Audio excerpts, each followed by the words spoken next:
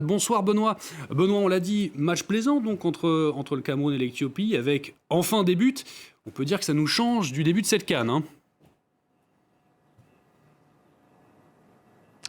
Oui, absolument. On a envie de dire enfin des buts dans cette 33e édition, effectivement. Et cette foule impressionnante massée sur les bords de la route entre le stade et la ville de Yaoundé. Il y a un peu plus de 10 kilomètres. Et je peux vous dire qu'à l'issue du match, ils étaient des milliers de supporters applaudissant et chantant au passage du bus des Lions indomptables. Ça a été un concert de klaxons et de vuvuzela. Signe que le soulagement des supporters est immense ici, car même si le Cameroun s'était imposé lors du match d'ouverture, cette fois, il y a eu la manière, Antoine, face à l'Éthiopie. Il y a eu la victoire donc, et la qualification à la clé. Prestation beaucoup plus aboutie aujourd'hui que face au Burkina dimanche dernier. Première équipe à valider son billet pour les huitièmes de finale avec cette deuxième victoire. Le match d'ouverture qui avait laissé quelques doutes quant aux capacités de cette équipe à bien gérer la pression d'une CAN jouée à domicile. Et là encore, eh bien, aujourd'hui, les Camerounais ont concédé l'ouverture du score dès la 4e minute. Un but de Otessa pour les Éthiopiens, récompensé pour leurs efforts collectifs, notamment ce pressing très très haut imposé et pour gêner les relances camerounaises. Des Camerounais cueillis à froid, mais le doute ne va pas avoir le temps de s'installer dans leur tête puisque très vite ils vont égaliser grâce à Karl Toko et Kambi dès la 8e minute. Ça sera le score à la mi-temps, même si pendant toutes ces 45 premières minutes, les Camerounais ont tout de même été bousculés.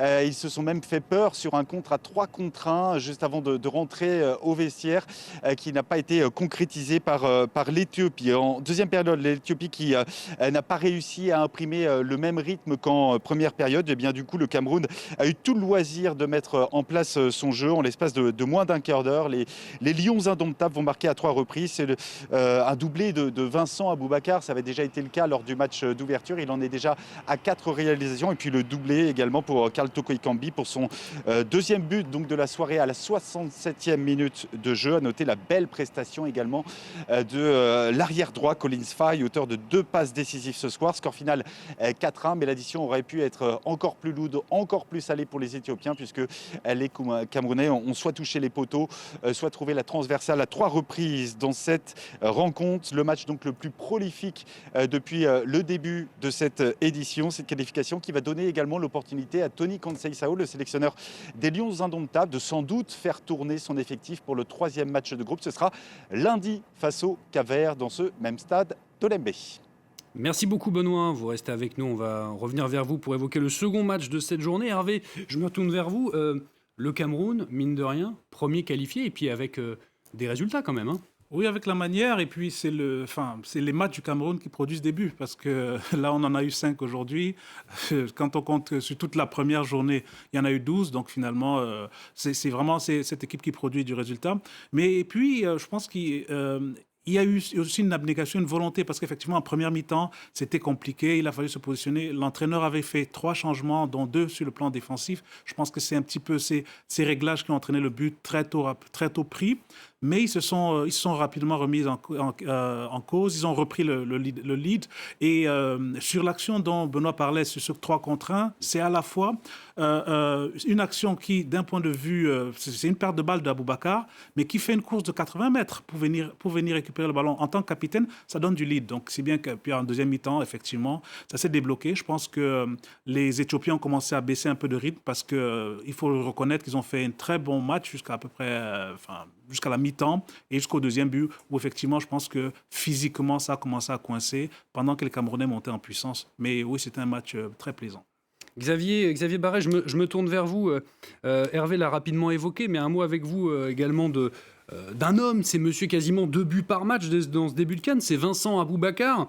2 buts ce soir, 2 buts également du premier match. Il est très en forme, hein.